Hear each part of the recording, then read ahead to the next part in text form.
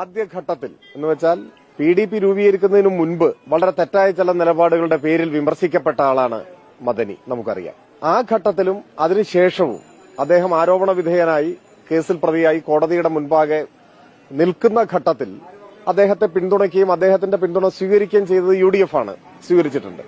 എന്നാൽ അദ്ദേഹം കുറ്റവിമുക്തനായി നിരപരാധിത്വം തെളിയിച്ച് ദീർഘകാലത്തെ കാരാഗ്രഹവാസത്തിനൊക്കെ ശേഷം അദ്ദേഹം ജയിൽ വിമോചിതനാവുകയും അദ്ദേഹം മതനിരപേക്ഷ നിലപാട് ശക്തമായി ഉയർത്തിപ്പിടിക്കുകയും ആദ്യകാലത്തെ നിലപാട് തിരുത്തുകയും മതനിരപേക്ഷ സമൂഹത്തിന്റെ വളർച്ചയ്ക്കു വേണ്ടി അദ്ദേഹം പ്രതിജ്ഞാബദ്ധതയോടെ നിലപാട് സ്വീകരിക്കുകയും ചെയ്തു. ആ ഘട്ടത്തിൽ ആ നിലപാടിനെ എല്ലാവരും സ്വാഗതം ചെയ്തു.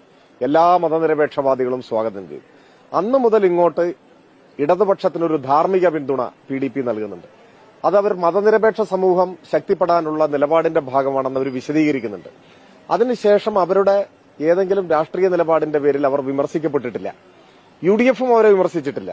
അപ്പോൾ ഇപ്പോൾ അവർ തെറ്റായ എന്തെങ്കിലും നിലപാട് സ്വീകരിച്ചാൽ തീർച്ചയായും ആ കാര്യങ്ങൾ തുറന്നു പറയാം, അവരെ വിമർശിക്കുകയും ചെയ്യാം. മറിച്ചുള്ളത് ഇപ്പോൾ കഴിഞ്ഞ തെരഞ്ഞെടുപ്പിൽ എത്രയോ തെരഞ്ഞെടുപ്പുകളായിട്ട് ഇവർ മതനിരപേക്ഷ ചേരിയെ ശക്തിപ്പെടുത്തുന്ന നിലപാട് സ്വീകരിക്കുകയാണ്.